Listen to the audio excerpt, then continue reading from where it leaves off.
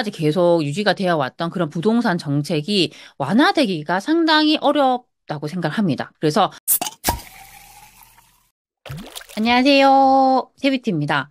오늘도 소치님들의 고민 해결을 해드리기 위해서 영상을 찍게 되었습니다. 요즘에는 정말 1주택자인 분들의 고민이 많은데요. 오늘 질문을 주신 분도 1주택자입니다. 우선 제가 질문을 먼저 읽어드리겠습니다. 안녕하세요, 세비티님. 현재 저희는 맞벌이 부부이고요. 와이프는 자영업자이고 남편은 회사원입니다. 둘의 소득은 합쳐서 700만 원 정도 되고요. 자산은 4억 2천 정도 됩니다. 둘 다 30대 중반이라 자녀 계획이 있습니다. 현재 수원에 거주를 하고 있고 가족들도 수원에 거주를 하고 있습니다. 그래서 앞으로 거주는 수원에서 계속 하고 싶습니다. 수원에서 월세로 거주를 하실 예정이라고 해요. 그래서 현재 가지고 있는 이 자산 4억 2천만 원 정도를 가지고 이분께서 지금 생각하고 있는 것이 뭐냐면요. 구성남 신축을 전세 끼고 매매를 하는 방법. 그리고 두 번째는요. 부천, 수원, 죽전, 삼본 여기에서 갭이 작은 역세권 아파트를 여러 채 구매를 하는 것에 대해서 고민을 하고 있다고 합니다. 그런데 이제 이분께서는 신축을 만약에 사게 되면 수리비가 들지 않잖아요. 그런 건 또 좋을 것 같고 앞으로 신축 선호 현상이 있을 것 같다는 얘기를 하셨고요. 근데 또 구축을 여러 채 산다고 했을 때 그때는 아무래도 상품성이 떨어지니까 주기적으로 수리 비용이 발생을 할 것 같고 또 이게 나중에 이게 너무 상품성이 떨어지기 때문에 전세가 잘 맞춰질지 그런 게 고민이라고 하셨습니다. 그래서 좀 정리를 하면 이분께서는 일단 지금 가지고 있는 자산을 가지고 구성남에 있는 신축을 전세 끼고 매매를 할 것인지 아니면 부천, 수원, 죽전, 삼본에 있는 좀 상품성이 떨어지는 갭이 작은 아파트 여러 채를 살 것인지에 대한 부분이 고민입니다. 그래서 제가 이 두 가지에 대해서 좀 제 생각을 말씀드리도록 하겠습니다. 우선 첫 번째로 제가 먼저 말씀을 드리고 싶은 부분이에요. 이거 정말 중요한 부분인데요. 똘똘한 한 채로 내가 한 채를 가지고 갈 것이냐 아니면 내가 이런 좀 갭이 작은 구축 아파트를 여러 채 가져갈 것이냐 이 부분 정말 고민을 많이 하십니다. 그런데 저는 어떤 생각을 하느냐면요. 똘똘한 한 채를 가져가는 게 맞다고 생각합니다. 제가 일단 그 이유에 대해서 먼저 말씀드릴게요. 일단은 이분이 말씀처럼요. 앞으로는 이 신축, 똘똘한 신축에 대한 선호 현상은 더 강해질 수밖에 없다고 생각해요. 그 이유가 앞으로 지금 현재의 그런 부동산 정책이요. 바뀔 가능성이 상당히 낮습니다. 이번에 그 총선도 있었잖아요. 그 총선의 결과에 따라서도 지금 계속적으로 유지해오던 그 부동산 정책이 유지가 되면 됐지 여기서 더 완화가 되긴 어려운 상황이라고 판단합니다.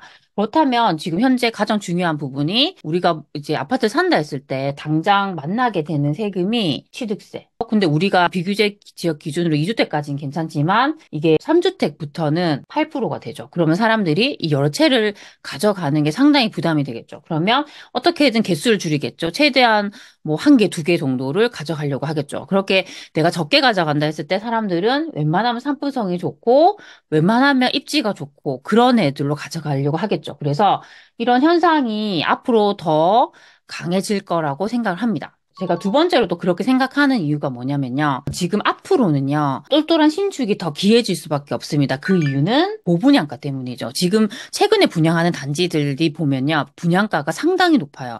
특히 지금 서울 수도권에 30평대 아파트 웬만한 분양가가요. 거의 10억이 넘습니다. 10억. 최근에 이제 수원에도 분양을 했던 단지가 33평 기준으로 10억이 넘었죠. 그러니까 이제는 거의 이 가격 이상으로 나올 가능성이 많다는 얘기죠. 만약 수원의 기준으로 보더라도 기축 아파트 중에서 그래도 입지가 괜찮은 애들이 아직 10억이 안 된 애들이 많이 있단 말이에요. 그렇다면 그런 기축 아파트, 그런 신축의 가치가 더 높아지겠죠. 그리고 같은 분양권이라고 하더라도 그 이전에 분양을 했던 단지들은 지금만큼 고분양가는 아니었습니다. 여기에 프리미엄이 붙는다 하더라도 그래도 그 고분양가로 분양하는 애들보다는 가격이 저렴한 경우가 많아요. 그러면 또 그런 단지들의 가치가 올라가겠죠. 그래서 앞으로 그런 똘똘한 한 채 기축 아파트에 대한 가치가 올라갈 수밖에 없습니다. 그래서 이런 부분도 저는 분명히 고려를 해야 된다고 생각합니다. 그리고 세 번째는 이분께서도 생각하고 계시지만 그 수리비. 이 신축은 사면 사실 우리가 신경 쓸 게 없습니다.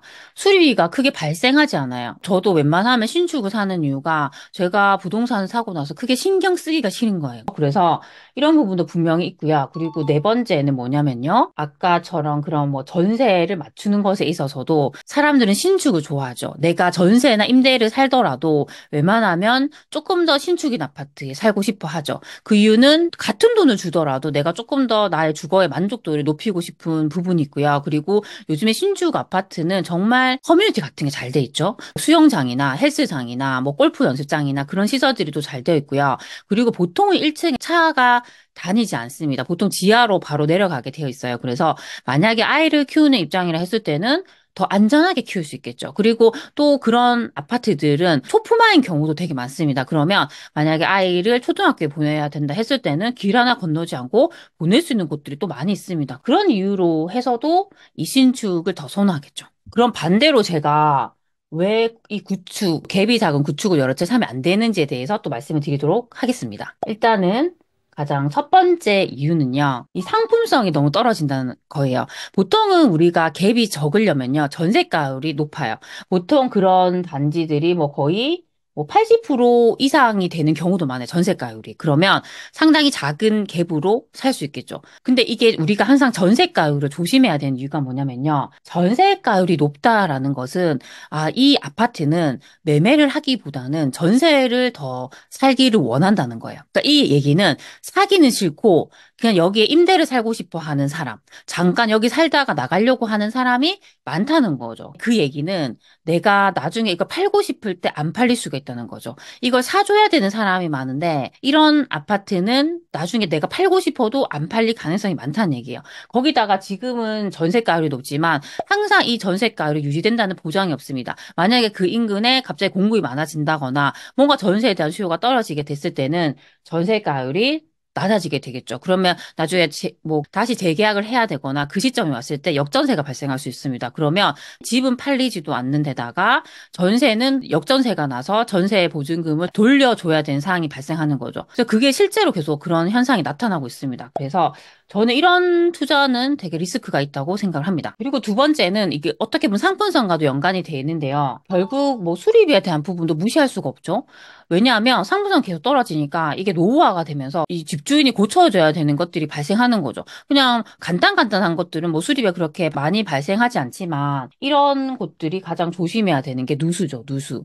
그러니까 누수라는 거는 우리가 집을 살 때 발견되지 않습니다. 이거는 계속 살면서 발견하게 되고요. 누수를 잡는 게 상당히 힘들어요. 이 누수가 어느 집에서 발생하는지도 찾기가 힘들죠. 그리고 또 그렇게 됐을 때 수리비도 많이 들겠죠. 그러니까 이런 부분들 때문에 상당히 스트레스를 받게 되죠. 그리고 내가 만약에 그 아파트가 있는 곳에 살고 있다고 하면 자주 가볼 수 있지만 또 내가 멀리 살고 있다고 하면 계속 뭐 수리 때문에 연락이 오고 가봐야 되고 이런 일들이 상당히 번거롭게 됩니다. 그래서 그냥 집을 샀는데 이게 크게 수익이 나지도 않는데 신경은 신경대로 쓰이고 그런 일들이 발생할 수 있습니다. 세 번째는요. 이런 특히 갭이 작은 구축 아파트를 누가 좋아하냐면요. 투자자들이 좋아해요. 투자자. 그래서 정말 뭐 작은 갭으로 해가지고 내가 돈을 적게 들이면서 물건을 좀 많이 가져갈 수 있는 이제 그런 투자를 좋아하는 사람들이 이런 걸 선택을 하겠죠. 근데 그게 반대로 얘기하면요. 결국에는 그런 곳들은 실수요자들이 안 좋아한다는 얘기죠. 근데 지금의 이제 부동산 시장의 모습을 보면요.